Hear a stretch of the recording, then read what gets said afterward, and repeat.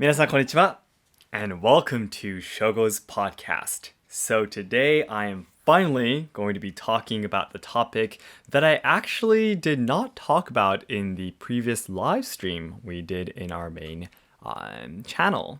I actually have Harumi and my second daughter, Nagi, right in front of me at the moment because today's topic is something really, really difficult for me to explain in English, and I actually stopped filming twice because of it. Yes. I'll try my best today. If it doesn't make any sense, please ask me questions in the comment sections, please. So, let's get right to the conclusion first. So, what I fear the most are not monsters. It's not ghosts or no spiders or no bugs or anything. What I fear the most in my life is losing modesty and humbleness. Losing modesty and humbleness is what I fear the most.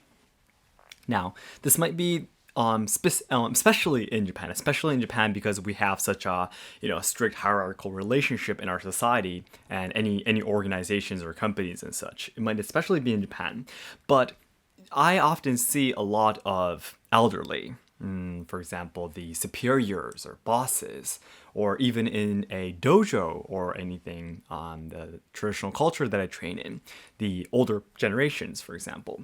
There's some people who really don't have, for example, any manners, or actually some people are actually being hated behind their back by others in that organization or team or things like that. It might be around the same around the world, but sometimes there are some old people like that, right? And the reason why they don't have any manners or they're being hated behind their back is because they've grown so old that no one tells them or helps them or points those flaws out for them. That makes sense. I hope that makes sense. This is really, really, really hard for me to explain. Because no one tells them, no, that's not good, that's not very nice to someone, or that's not a good attitude, or that's not a very good manner, or I think you should do this, or you shouldn't do this, because you are the oldest person now. No one tells you that anymore, and you don't realize that you're actually hurting someone, or you're making someone uncomfortable. You never notice because no one tells you anymore. And I personally feel that, especially in Japan, I see this very often. Anywhere I go, like in companies or businesses or the things that I train in, in Iaido or tea ceremony or whatever, So this is what I fear the most, me becoming that person. Because, it's really, really sad. It's scientifically proven that we all humans, everyone around the world, it's proven that we feel joy, true happiness, when we do something good for others, right? But when you don't notice that you're actually hurting someone or that you're making someone uncomfortable, you will never be able to make anyone happy anymore, right? For example, if you've grown old, give me something. For example, your table manners are very bad, and you're always making the people who you eat together with very uncomfortable or unpleasant. No one will tell you anymore. Then you won't notice that every time you have a meal with someone, you're actually giving someone negative feelings, for example. Or on the way you talk or the way you greet someone. Every time you greet someone, if no one tells you that the way you greet is actually not a very good way to do it, or it's not what, in terms of manners, for example, in Japan, there are a lot of business rules, right? There are a lot of occasions where you don't know about these things. You do make others feel unpleasant.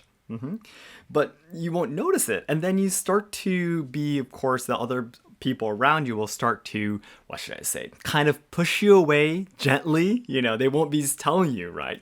But they will slowly and gradually keep distance with you. And then you will notice that you're very lonely. But you don't know that it's your fault because no one tells you anymore. And you start to blame others for it. And I think this is a very, very sad cycle. And this is what I fear the most in my life. I do not want to be the old man, the elderly that I have in my mind, that person. I'm pretty sure this is quite common around the world. If you have any experiences, please let me know in the comments. So for me, to prevent this biggest fear of my life happening to me, Now, of course, I have my wife and my friends. They'll probably help me out if something happens. But still, I am the leader of my team, and it might be a little bit difficult for my team members to tell me even in the future. So one thing that I have decided that I want to do in my life is every 10 years, so that's every decade, I want to start learning something new. I want to start learning something new. So every 10 years, I will become a beginner in something new. So for example, maybe in the next 10 years, I might want to start doing Shogo, Japanese calligraphy. Or I don't know, I hope my syndromes, my sickness is better by that time.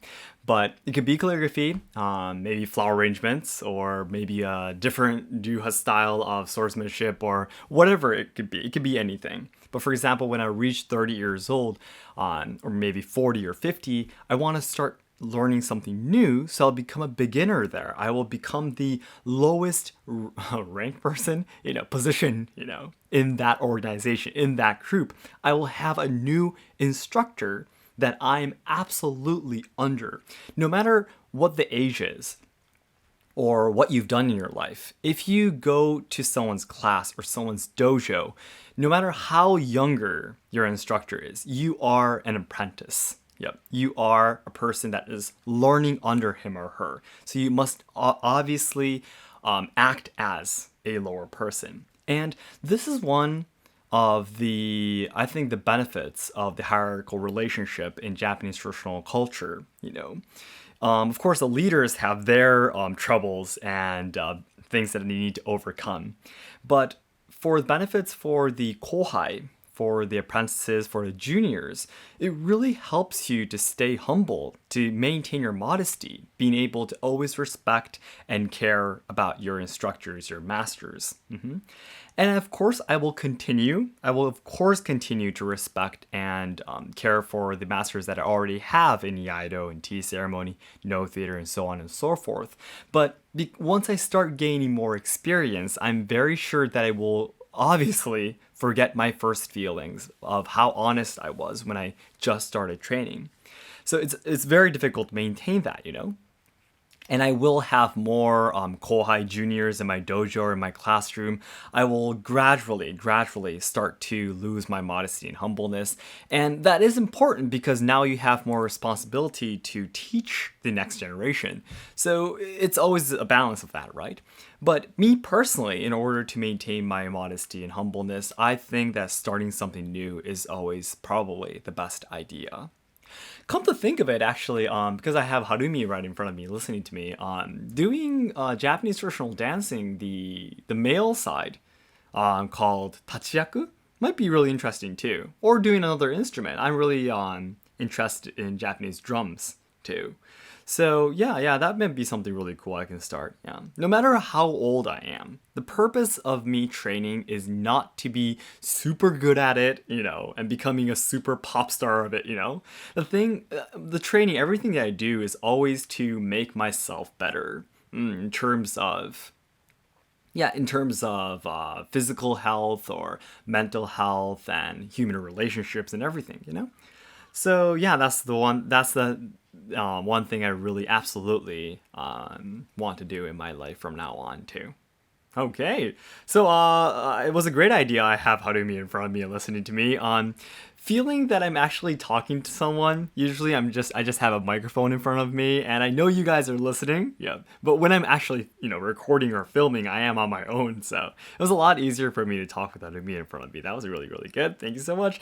And if you have ever had any similar experiences of meeting someone who you think is suffering because no one doesn't tell them about what their